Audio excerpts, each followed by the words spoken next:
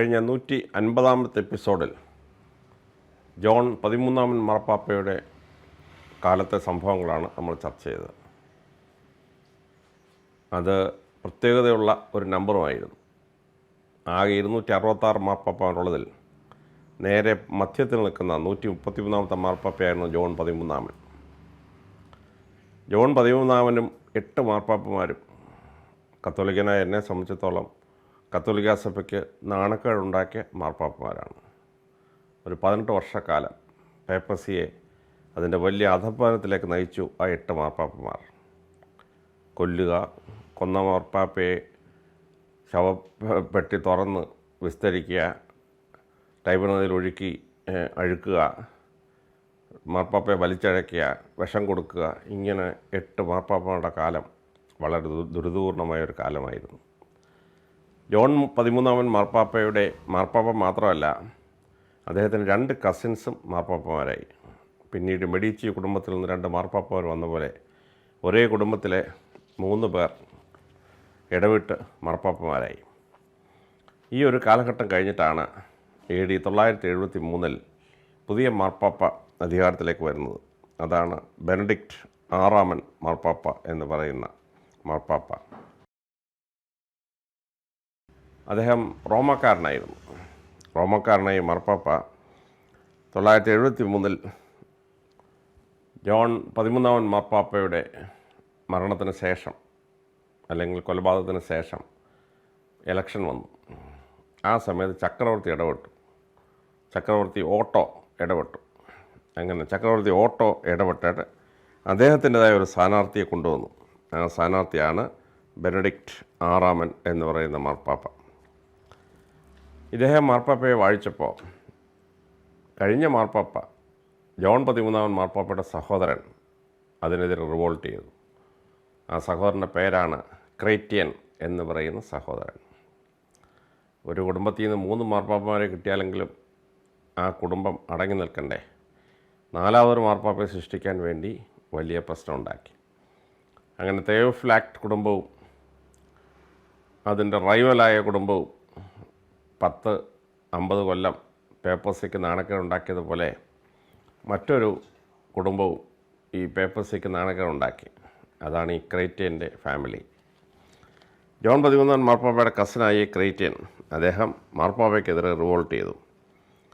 റോമിന് വലിയ പ്രശ്നമുണ്ടാക്കി. അയാളുടെ കുറേ പിണിയാളുകളെയും കൊണ്ടുവന്നിട്ട് വത്തിക്കാനിൽ കയറി മാർപ്പാപ്പയെ ജയിലിലടച്ചു. മാർപ്പാപ്പയെ ജയിലിലടച്ച് ഫോർട്ട് സെയിൻറ്റ് ആഞ്ചലോ എന്ന് പറയുന്ന ഇപ്പോഴത്തെ മാർപ്പാപ്പ താമസിക്കുന്ന പ്രസിദ്ധമായ ഫോർട്ട് സെയിൻറ്റ് ആഞ്ചലോ, അതിലാണ് അദ്ദേഹത്തെ തടവിലിട്ടിരുന്നത്. വിവരം ചക്രവർത്തി അറിഞ്ഞു. അദ്ദേഹത്തിൻ്റെ നോമിനിയായ മാർപ്പാപ്പയെ ഈ പഴയ മാർപ്പാപ്പയുടെ ആൾക്കാർ തടവിലാക്കി എന്നുള്ള വിവരം കിട്ടി. അങ്ങനെ ഓട്ടോ 2-ാമൻ സൈന്യത്തെ അയച്ചു. ആ സൈന്യം വന്ന് വത്തിക്കാനിൽ പ്രവേശിച്ച് മാർപ്പാപ്പയെ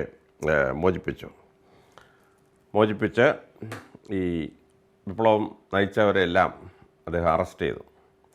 കുറേ എണ്ണത്തിനെ അദ്ദേഹം വകവരുത്തി. അത് കഴിഞ്ഞ് പോയി. ചക്രവർത്തിയുടെ സൈന്യം പോയി കഴിഞ്ഞപ്പോൾ തന്നെ ഈ ക്രേറ്റിയൻ്റെ ആൾക്കാർ മാർപ്പാപ്പയെ പിടികൂടി അദ്ദേഹത്തിൻ്റെ തൊണ്ട ഞെക്കി അദ്ദേഹത്തിന് ശ്വാസം മുട്ടിച്ചു. അതിനകത്ത് സൈന്യം വന്ന് രക്ഷിക്കുന്നതിന് മുമ്പ് അദ്ദേഹം മരിച്ചുപോയി. അങ്ങനെ 971 ഭരണത്തിൽ വന്ന് 974 അദ്ദേഹം മരിക്കുകയാണ് ഉണ്ടായത്. പക്ഷേ 2 കൊല്ലത്തെ കാലാവധി ഉള്ളുവെങ്കിലും മാർപ്പാപ്പയ്ക്ക് വളരെ നല്ല ചില കാര്യങ്ങൾ ചെയ്യാൻ പറ്റി. അതിലേറ്റവും പ്രധാനപ്പെട്ട ഒന്നാണ് ഹംഗറിയെ അദ്ദേഹം പൂർണ്ണമായി കത്തോലിക്ക സഭയിലേക്ക് കൊണ്ടുവന്നു എന്നുള്ളതാണ്. ഹംഗറി യൂറോപ്യൻ ചരിത്രത്തിൽ നമ്മൾ കേട്ടിട്ടുള്ള ഹൂണന്മാർ വന്ന താമസ സ്ഥലമാണ്. ഹൂണന്മാർ താമസ സ്ഥലമായിട്ടാണ് തന്നെ ഹുങ്കറി എന്ന് വിളിച്ചിരുന്ന ഹംഗറിയായി മാറിയത്. ആറ്റലായുടെ നേതൃത്വത്തിൽ വത്തിക്കാനെയും ഭീഷണിപ്പെടുത്തി പണ്ട് പ്രഗത്ഭനായ ചക്രവർത്തി ലിയോ ദ ഗ്രേറ്റ് അദ്ദേഹം വന്നിട്ടാണ് ആറ്റലയെ വത്തിക്കാൻ റോം നശിപ്പിക്കാതെ തിരിച്ചയച്ചത്. അതെല്ലാം കഴിഞ്ഞ് തിരിച്ചു പോകുന്ന വഴിക്കാണ് അദ്ദേഹം ആറ്റല രാത്രിയിൽ സെർബൽ ഹെമറേജ് ഉണ്ടായി മരിക്കുന്നത്. അങ്ങനെ ഹൂണന്മാർ ഏകദേശം ഒതുക്കപ്പെട്ടു. പക്ഷേ റോമൻ സൈന്യത്തെ ഇടയ്ക്കിടയ്ക്ക് ഒരു ശല്യം ചെയ്യുമായിരുന്നു. ഈ ഹൂണന്മാരെ വന്ന് സെറ്റിൽ ചെയ്യുകയും പണ്ടത്തെ ജർമാനിക് റേസുമായി മിക്സ് ചെയ്യുകയും ചെയ്തുണ്ടായ ഒരു രാജ്യമാണ് ഹംഗറി. ഈ ഹംഗറിയിലെ ജനം കാര്യമായ ഈശ്വരവിശ്വാസം എന്നുള്ള ജനമായിരുന്നില്ല. കുറേ പേർ ആകാശത്തെ ആരാധിക്കുമായിരുന്നു, കുറേ പേർ മൃഗാരാധനയിൽപ്പെട്ടവരായിരുന്നു. അവരെ വളരെ കൃത്യമായി മിഷണറീസിനെ അയച്ച് വലിയ രീതിയിൽ അവരുടെ നേതാക്കന്മാരെയൊക്കെ ജ്ഞാനസ്നാനം ചെയ്ത് ഹംഗറിയെ ക്രിസ്തുമതത്തിലേക്ക് കൊണ്ടുവന്ന വലിയൊരു അച്ചീവ്മെൻറ്റ് പ്രധാനമായി ഇദ്ദേഹത്തിൻ്റെ കാലഘട്ടത്തിൽ നടന്നൊരു സംഭവമാണ്. അത് അദ്ദേഹത്തിൻ്റെ പ്ലസ് പോയിൻറ്റിൽപ്പെടുന്ന ഒന്നാണ്. അദ്ദേഹം ഭരണത്തിൽ വരുമ്പോൾ ഈ 2 വർഷം കൊണ്ട് വളരെ പ്രത്യേകമായ ചില കാര്യങ്ങൾ ലോകയുദ്ധത്തിൽ നടന്നു. അതിലാദ്യത്തേതാണ് ബൊഹീമിയ എന്ന് പറയുന്ന സ്ഥലത്ത്. ബൊഹീമിയ എന്ന് പറയുന്നത് ആര്യ സിദ്ധാന്തം വരുമ്പം ആര്യന്മാരുടെ മൂല തറവാട് എവിടെയാണ്? ഒരുപാട് തർക്കങ്ങളുണ്ട്. കുറച്ച് പേർ പറയും തിലകനൊക്കെ പറയുന്ന ആർട്ടിക് സമുദ്രത്തിൻ്റെ അവിടെ നിന്ന് വന്നതാണ്, വേറെ കുറച്ച് പേർ പറയുന്നത് ലിത്വാനിയയിൽ നിന്ന് വന്നതാണെന്ന്, വേറെ കുറച്ച് പേർ പറയുന്നത് കാസ്പിയൻ കടൽ തീരത്ത് കസാക്കിസ്ഥാനിൽ നിന്ന് വന്നതാണ്. ഇങ്ങനെ ഒരുപാട് തിയറീസ് ഉണ്ടെങ്കിലും ഭൂരിപക്ഷം ചരിത്രകാരന്മാരും പറയുന്നത് ബൊഹീമിയൻ പീഠഭൂമിയാണ് ആര്യന്മാരുടെ ഉത്ഭവസ്ഥാനമെന്നാണ്. ഈ ബൊഹീമിയൻ പീഠഭൂമി സദേൺ റഷ്യ, ആ ബൊഹീമിയൻ പീഠഭൂമിയിൽ മാർപ്പാപ്പ ഒരു ബിഷപ്പ് അപ്പോയിൻ്റ് ചെയ്തു, പ്രേഗിലെ ബിഷപ്പിനെ. അപ്പോൾ അതിന് മുമ്പ് കുറച്ചു കാലം മുമ്പ് മാത്രം ക്രിസ്തുമതത്തിലേക്ക് വന്ന ഒരു രാജ്യത്തെ ഒരു ബിഷപ്പിനെ നൽകി, തദ്ദേശീയനായ ഒരു ബിഷപ്പിനെ നൽകി അവരെ കത്തോലിക്ക സഭയുമായി പെർമനൻ്റായി യോജിപ്പിക്കുക എന്ന് പറയുന്ന വലിയ ഒരു ലക്ഷ്യം മാർപ്പാപ്പയ്ക്ക് ഈ സമയത്ത് സാധിച്ചെടുക്കാൻ പറ്റി. വളരെ പ്രധാനപ്പെട്ട ഒന്നാണ് 973 എഡ്ഗാർ എന്ന് പറയുന്ന ഇംഗ്ലണ്ടിലെ രാജാവ്. ആ രാജാവിനെ ബാത്ത് എന്ന സ്ഥലത്ത് വെച്ചിട്ട് കൊറോണേഷൻ നടത്തി. അങ്ങനെ കൊറോണേഷൻ നടത്തി ഇംഗ്ലണ്ടിലെ രാജാവിനെ മാർപ്പാപ്പയുടെ അംഗീകാരത്തോടെ വാഴിക്കുന്നൊക്കെയുള്ള സ്ഥാനം കിട്ടാൻ അത് കാരണഭൂതമായി മാറി. 973 ഈജിപ്തിൽ വലിയൊരു മാറ്റം ഉണ്ടായത്. ഈജിപ്റ്റ് ഒരു 10,000-3000 വർഷമായിട്ട് ഫറോമാരുടെ ഇതിലായിരുന്നു. അലക്സാണ്ടർ ചക്രവർത്തിയുടെ കാലത്താണ് ടോളമിയുടെ ആൾക്കാർക്ക് ഈജിപ്റ്റ് വീതിച്ചു കൊടുത്തത്. അങ്ങനെയാണ് ടോളമി രാജവംശം. ആ ടോളമി രാജവംശത്തിലെ അവസാനത്തെ റാണിയായിരുന്നു ക്ലിയോപാട്ര. റോമക്കാരത് പിടിച്ചെടുത്ത് കളഞ്ഞ് ഈജിപ്തിനെ വെറും ഒരു പ്രോവിൻസാക്കി മാറ്റിക്കളഞ്ഞിരുന്നു. പക്ഷേ ഇസ്ലാമിൻ്റെ ആവിർഭാവത്തോടു കൂടി 642 ഇസ്ലാം ഈജിപ്റ്റ് പിടിച്ചടക്കുമ്പോഴും 2000 കൊല്ലം ഈജിപ്തിൻ്റെ തലസ്ഥാനം മെംഫിസ് എന്ന് പറയുന്ന സ്ഥലമാണ്, പ്രസിദ്ധമായ പിരമിഡൊക്കെ ഉള്ള സ്ഥലം. ഈ മെംഫിസിലെ മുസ്ലിങ്ങൾ വന്ന സമയത്ത് തലസ്ഥാനത്ത് വിദ്യാഭ്യാസ സ്ഥാപനങ്ങൾ വേണ്ട എന്ന് തീരുമാനിച്ച ശേഷം മെംഫിസിൽ നിന്ന് കുറച്ച് ദൂരെയായി കഹീറ എന്ന് പറയുന്ന സ്ഥലത്ത് ഒരു യൂണിവേഴ്സിറ്റി ഉണ്ടാക്കി. ഈ കഹീറയിലെ യൂണിവേഴ്സിറ്റി, കഹീറ എന്ന് പറയുന്ന അറബി വാക്കാണ് കെയ്റോ എന്ന് വിളിക്കുന്ന സ്ഥലം. അപ്പോൾ ഈജിപ്തിലെ രാജാക്കന്മാർ തീരുമാനിച്ചു ഈ എഡ്യൂക്കേഷണൽ ക്യാപിറ്റൽ തന്നെ പൊളിറ്റിക്കൽ ക്യാപിറ്റൽ ആവണം എന്ന്. അങ്ങനെ മെംഫിസിലും തലസ്ഥാനം കെയ്റോയിലോട്ട് മാറ്റിയത് 973. ഇപ്പോൾ 1050 വർഷം കഴിഞ്ഞിരിക്കുന്നു. കെയ്റോയിൽ നിന്ന് തലസ്ഥാനം പിന്നെ ആരും മാറ്റാൻ തയ്യാറായില്ല. അങ്ങനെ ഈജിപ്തിൻ്റെ തലസ്ഥാനമായി കെയ്റോ അല്ലെങ്കിൽ കഹീറ സ്ഥാപിക്കപ്പെടുന്നത് 973. 970 നടന്ന മറ്റൊരു വലിയ സംഭവമുണ്ട്. അതെന്താണെന്ന് ചോദിച്ചാൽ ഈജിപ്റ്റ് ഉൾപ്പെടെയുള്ള സ്ഥലങ്ങൾ അല്ലെങ്കിൽ ഇസ്ലാമിക് കൺട്രീസ് ഡയറക്റ്റായി ഇറ്റലിയുമായി വ്യാപാരത്തിൽ ഏർപ്പെട്ടിരുന്നില്ല. അവർ ഇൻ്റർമീഡിയറ്റ്സ് വഴി, അവർ തുർക്കി വഴി ഒക്കെ കറക്കി ഇറ്റലിയിലോട്ട് സാധനം അയച്ചിരുന്നു. കാരണം ഇറ്റലിയിലുള്ള കത്തോലിക്കരും മുസ്ലിങ്ങളും തമ്മിൽ ഒരു അകൽച്ച ഉണ്ടായിരുന്നു. ഈ അകൽച്ച വേണ്ട എന്ന് റോമിലെ ഭരണാധികാരികളും ഈജിപ്തും തീരുമാനിച്ചു. കാരണം ഈജിപ്റ്റ് അന്നത്തെ ബ്രെഡ് ബാസ്ക്കറ്റാണ്. ഇന്ന് ഈജിപ്റ്റ് മറ്റു സ്ഥലത്ത് നിന്ന് ഗോതമ്പ് വരി അങ്ങോട്ട് ഇറക്കുമതി ചെയ്യാണ്. അന്ന് ഈജിപ്റ്റ് സർപ്ലസാണ്. അപ്പോൾ ഈജിപ്റ്റിനെ റോമക്കാർ വിളിച്ചിരുന്ന പേര് തന്നെ ഫുഡ് ബാസ്ക്കറ്റ് എന്നാണ്. അപ്പോൾ യൂറോപ്പിൽ ഇടയ്ക്കിടയ്ക്ക് വലിയ മാരികളുണ്ടാവും, ഭൂമിയിൽക്കുണ്ടാവും, വരൾച്ച ഉണ്ടാവും.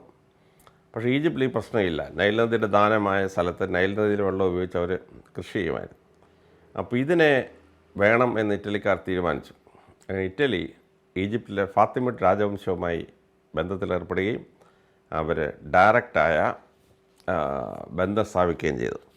അങ്ങനെ ഈജിപ്തും ഇറ്റലിയും തമ്മിൽ വളരെ കൃത്യമായ ഒരു ബന്ധം സ്ഥാപിച്ചു.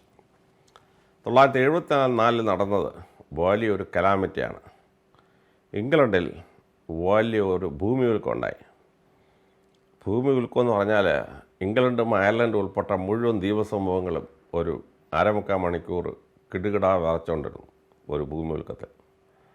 ഇപ്പോഴത്തെ കണക്ക് പറഞ്ഞാൽ അന്ന് കണക്കൊന്നുമില്ല. ഇപ്പോഴത്തെ കണക്കെന്ന് പറഞ്ഞാൽ 8 റിക്ടർ സ്കെയിൽ വരുന്ന ഒരു വലിയ ഭൂമി കുലുക്കമായിരുന്നു. ആയിരക്കണക്കിന് കെട്ടിടങ്ങൾ നിലംപൊത്തി, ഒരുപാട് ക്ഷേത്രങ്ങൾ നിലംപൊത്തി, ഇങ്ങനെയൊരു പള്ളികൾ നിലംപൊത്തി. അത് ബ്രിട്ടൻ്റെ ദൈനംദിന ജീവിതത്തിൽ വലുതായ മാറ്റങ്ങൾ വരുത്തി. ആ ശൈഥില്യം ഇംഗ്ലണ്ടിനെ തടസ്സപ്പെടുത്തിയതാണ് അടുത്ത 100 വർഷം ഇംഗ്ലണ്ടിൻ്റെ പൊളിറ്റിക്കൽ സിറ്റുവേഷൻ തന്നെ മാറ്റം ഉണ്ടാക്കിയത്. ഇംഗ്ലണ്ടിൻ്റെ എക്കണോമി വലിയൊരളവിൽ ക്ഷയിച്ചു. ഒരു എർത്ത്ക്വേക്കും അത് കാരണം ഉണ്ടായ എക്കണോമിയിലുണ്ടായ ഫ്രിക്ഷനും വലിയൊരു കാരണമായിരുന്നു. ചില ചരിത്രകാരന്മാർ പറയുന്നത് ഈ എർത്ത്ക്വേക്കിൻ്റെ റിസൾട്ടാണ് 90 വർഷം കഴിഞ്ഞപ്പോഴേക്കും നോർമൻസിന് ഇംഗ്ലണ്ട് പിടിക്കാൻ സഹായകരമായത് എന്ന് പറയുന്ന ചരിത്രകാരന്മാർ വരെ ഉണ്ട്. അപ്പോൾ നമ്മൾ ഉദ്ദേശിക്കാത്തൊരു ഭൂമി കുലുക്കം ചരിത്രത്തെ തന്നെ ചിലപ്പോൾ മാറ്റിമറിച്ചു വന്നിരിക്കും. ഒരാണ്ടിൽ 25,000 ഭൂമി കുലുക്കങ്ങളാണ് ഈ ലോകത്തിലുണ്ടാകുന്നത്. പക്ഷേ നമ്മുടെ ഭാഗ്യത്തിന് ഒരു 22,000 കടലിനടിയിലാണ് ഉണ്ടാകുന്നത്. അതാരും അറിയുന്നില്ല. തിരമാലയ്ക്ക് ഇച്ചിരി ഹൈറ്റ് കൂടും, ചിലപ്പോൾ സുനാമി ഉണ്ടാവും. വളരെ ചുരുക്കം മാത്രമേ കരയിലുണ്ടാകുന്നുള്ളൂ. കരയിലുണ്ടാകുന്ന ചെറിയൊരു ഭൂമി കുലുക്കം, 10 സെക്കൻഡ് ഒരു ഭൂമി കുലുക്കം നമുക്കുണ്ടാക്കുന്ന കുഴപ്പങ്ങളെ നമ്മൾ ടെലിവിഷനിൽ കണ്ടിട്ടില്ലേ, അതുപോലെയാണ്. ഇപ്പോൾ ഇംഗ്ലണ്ടിൽ 1974 ഉണ്ടാക്കിയ ഭൂമി കുലുക്കം ഇംഗ്ലണ്ടിലെ സഭയെയും ഇംഗ്ലണ്ടിലെ ജനതയെയും വല്ലാതെ ദോഷകരമായി ബാധിച്ച ഒന്നാണ്. ഇനി വളരെ പ്രത്യേകമായി അന്ന് ഈ ഇസ്ലാമിക ചരിത്രത്തിൽ സംഭവങ്ങൾ, ക്രിസ്ത്യാനികളുടെ ചരിത്രവുമായി ബന്ധപ്പെട്ട ചില സംഭവങ്ങളുണ്ട്.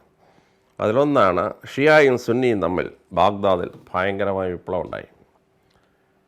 ഷിയാസിനെ അവിടുന്ന് ഓടിക്കുന്നൊരു സാഹചര്യം ഉണ്ടായി. സുന്നീസ്, ഈ ഷിയാ സുന്നി തർക്കം അവിടെ ഉണ്ടായത് ഒരു additional militarisation of Iraq and northern areas ഉണ്ടായി. ആ സുന്നി ഇസ്ലാം ഓറിയൻറ്റഡ് ആയിട്ടുള്ള ഒരു കൺസോൾട്ടേഷൻ അത് ക്രിസ്തുമതം സെൻട്രൽ ഏഷ്യ വഴി ഗ്രേറ്റർ ഏഷ്യയിലോട്ട് സ്പ്രെഡ് ചെയ്യുന്നത് ബ്ലോക്ക് ചെയ്തു. ചൈനയിലോട്ടും ഇന്ത്യയിലോട്ടും ടിബറ്റിലോട്ടൊക്കെ വരാമായിരുന്ന ഒരു ക്രിസ്തുമതം ബ്ലോക്ക് ചെയ്യപ്പെട്ട ഒരു കാരണം ഈ സെൻട്രൽ ഏഷ്യയിലുണ്ടായ ഈ മുസ്ലിം കൺസോൾട്ടേഷൻ എന്ന് പറയുന്നതിനേക്കാൾ കൂടുതൽ ഒരു എക്സ്ട്രീമിസ്റ്റ് രീതിയിൽ അവർ നീങ്ങാൻ തുടങ്ങി. അതിൻ്റെ ഒരു കാരണം ഈ ഷിയ മുസ്ലിം ആൻഡ് സുന്നി മുസ്ലിം തമ്മിലുള്ള പ്രശ്നമാണ്. പക്ഷേ 1973 ശ്രദ്ധേയമായൊരു സംഭവം ഉണ്ടായി. അതാണ് സബുക്ത്-ജിൻ എന്ന് പറയുന്ന ഗസ്നി രാജവംശത്തിന് കാരണഭൂതനായ മനുഷ്യൻ. ഈ സബുക്ത്-ജിൻ എന്ത് ചെയ്യുന്നറിയാമോ? അദ്ദേഹം സെൻട്രൽ ഏഷ്യയിൽ നിന്ന് വന്ന് ഇറാഖിൻ്റെ തലസ്ഥാനമായി, ഇപ്പോഴത്തെ ഇറാഖിൻ്റെ തലസ്ഥാനമായ ബാഗ്ദാദ് പട്ടണം പിടിച്ചു. ബാഗ്ദാദ് എന്ന് പറയുന്നത് അന്നത്തെ അബ്ബാസിഡ് കാലിഫ്സിൻ്റെ ശക്തി കേന്ദ്രമാണ്. അബ്ബാസിഡ് കാലിഫേറ്റ്സിൻ്റെ 500 വർഷത്തെ ഗോൾഡൻ പീരീഡ് 752 to 1258, അതിൻ്റെ ഏതാണ്ട് മധ്യത്തിലാണ് ഈ സബുക്ത്-ജിൻ വന്ന് ബാഗ്ദാദ് പിടിക്കുന്നത്. അത് പിടിച്ചു കഴിഞ്ഞപ്പം ബാഗ്ദാദിലെ മുസ്ലിംസ് റീആക്ടിവേറ്റ് ചെയ്യപ്പെട്ടു. റീആക്ടിവേറ്റ് ചെയ്യപ്പെട്ടത് ഈ അബ്ബാസിഡ് കാലിഫേറ്റിന് ഒരു ഓക്സിജൻ പകർന്ന അല്ലെങ്കിൽ ഒരു സ്റ്റിറോയിഡ് കുത്തിവെച്ച എഫക്റ്റായിരുന്നു. സബുക്ത്-ജിൻ അവിടുന്ന് പുറകോട്ട് തള്ളപ്പെട്ടു. സബുക്ത്-ജിൻ നേരെ അഫ്ഗാനിസ്ഥാനിൽ വന്ന് അവിടെ തന്നെ ഹെഡ് ക്വാർട്ടേഴ്സ് ഉറപ്പിച്ചു. സബുക്ത്-ജിൻ്റെ അസിസ്റ്റൻ്റായി നിന്ന് പിന്നീട് സ്വതന്ത്രമായ സാമ്രാജ്യം ഉണ്ടാക്കിയ ആളാണ് മുഹമ്മദ് ഗസ്നി. ഈ ഗസ്നിയാണ് ഒരു 30 കൊല്ലം കഴിഞ്ഞപ്പം ഇന്ത്യയിലേക്ക് തള്ളിക്കയറുകയും സോമനാഥ് നശിപ്പിക്കുകയൊക്കെ ചെയ്ത ഗസ്നി രാജവംശത്തിൻ്റെ ഉത്ഭവം. അപ്പോൾ ഇതിൻ്റെ തുടക്കം 1974 ഈ സബുക്ത്-ജിൻ ബാഗ്ദാദ് പിടിക്കുമ്പോഴാണ്. 1974 ഈ സബുക്ത്-ജിൻ ബാഗ്ദാദ് പിടിച്ചപ്പം ഭരിച്ചിരുന്ന രാജാവിന് മുഖം നഷ്ടപ്പെട്ടു. ആ രാജാവ് പറഞ്ഞു, ഞാനിനി രാജാവായിട്ട് തുടരുന്നില്ല, മകൻ ടേക്ക് ഓവർ ചെയ്തോളാൻ പറഞ്ഞു. അങ്ങനെ അബ്ബാസിഡ് കാലിഫ് മുഫ്തി അദ്ദേഹം 1974 രാജിവെച്ചു. അപ്പോൾ ഇത് ഭൂമിശാസ്ത്രപരമായി വലിയൊരു മാറ്റം ഉണ്ടാക്കിയൊരു സംഭവമാണ് ഈ സബുക്തീൻ്റെ അറ്റാക്ക്. സബുക്തീൻ അവിടെ നിന്ന് പുറന്തള്ളപ്പെട്ടില്ലായിരുന്നെങ്കിൽ ഒരുപക്ഷെ അയാളും മുഹമ്മദ് ഗസ്നിയും അഫ്ഗാനിൽ ശക്തിപ്പെട്ട ശേഷം ഇന്ത്യയിലോട്ട് ശ്രദ്ധ വെക്കുകയില്ലായിരുന്നു. ബാഗ്ദാദ് അബ്ബാസിഡ് കാലിഫ്സിനെ അവർക്ക് പിടിക്കാൻ പറ്റിയിരുന്നെങ്കിൽ അവർ ഇറാഖ് കോൺസെൻട്രേറ്റ് ചെയ്തിട്ട് ഭരണം തുടർന്നു തന്നെയായിരുന്നു. ഇതൊക്കെ ചരിത്രത്തിലെ ഈഫ്സ് ആൻഡ് ബട്ട്സ് എന്ന് പറയപ്പെടുന്ന ഒരു സംഭവവികാസമാണ്. ഈ സമയത്ത് ഓർത്തഡോക്സ് സഭയിലെ പാത്രിയാർക്കീസ് ആരൊക്കെയായിരുന്നു? അലക്സാണ്ട്രിയയിൽ ഏലിയാസ് ഒന്നാമൻ 963 മുതൽ AD 1000 വരെ സുദീർഘമായ 37 വർഷത്തെ ഭരണം നടത്തിയ പ്രഗത്ഭനായ പാത്രികീസാണ്.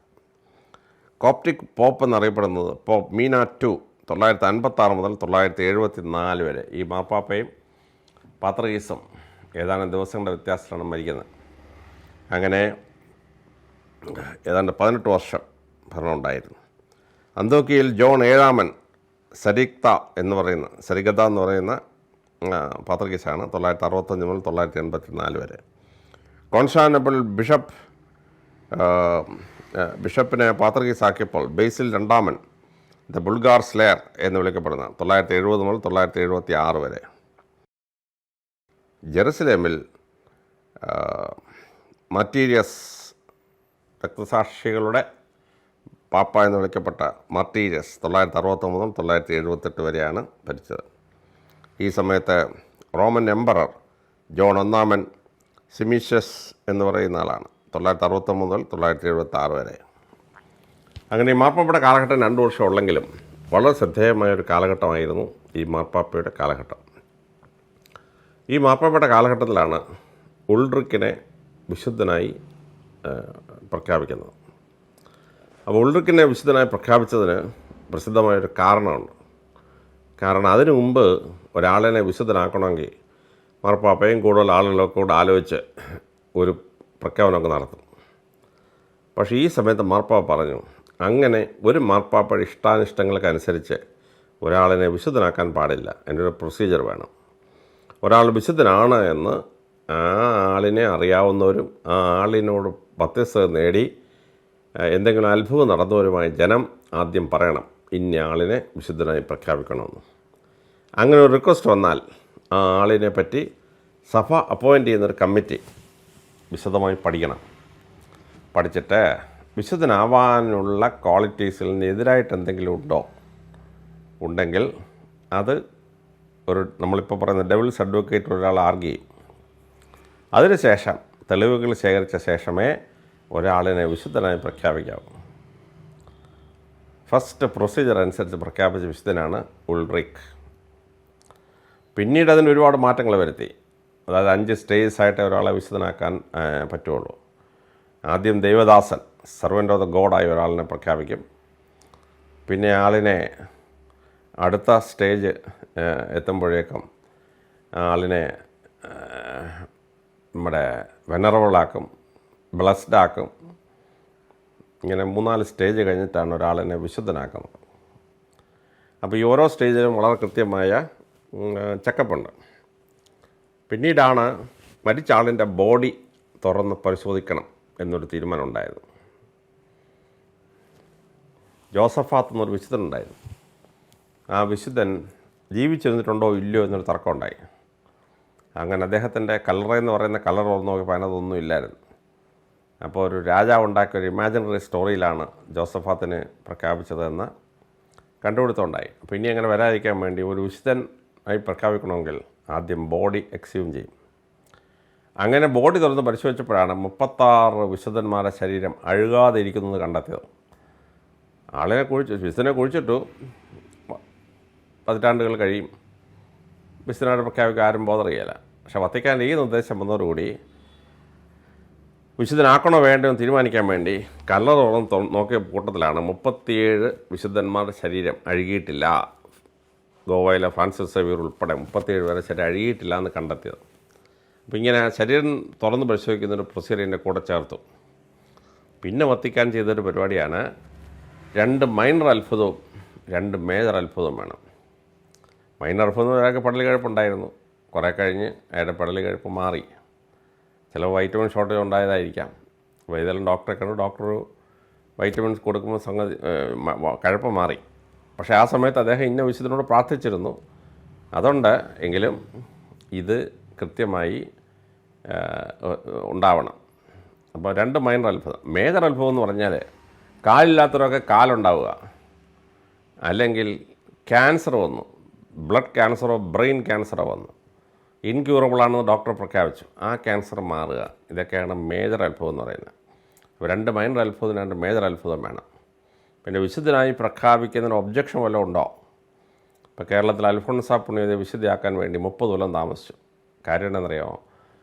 അൽഫോൺസ പുണ്യവതി വിവാഹം നിശ്ചയിച്ചപ്പോൾ തീയിൽ ചാടി എന്നൊരു കഥ, ശരിയോ തെറ്റോ നമുക്ക് അറിഞ്ഞൂടെ, ഒരു കഥ പ്രചരിച്ചു. അപ്പോൾ സൂയിസൈഡ് അറ്റംപ്റ്റ് ചെയ്ത ഒരാളിനെ ഒരിക്കലും വിശുദ്ധയാക്കാൻ പാടില്ല എന്ന ഒബ്ജക്ഷൻ വന്നു. വത്തിക്കാൻ അതിനെപ്പറ്റി അന്വേഷിച്ചു. ആ സ്റ്റോറി ഫോൾസ് സ്റ്റോറിയാണെന്ന് കണ്ടെത്തി. അങ്ങനെ അൽഫോൺസ പുണ്യവതി വിശുദ്ധയായി പ്രഖ്യാപിച്ചു.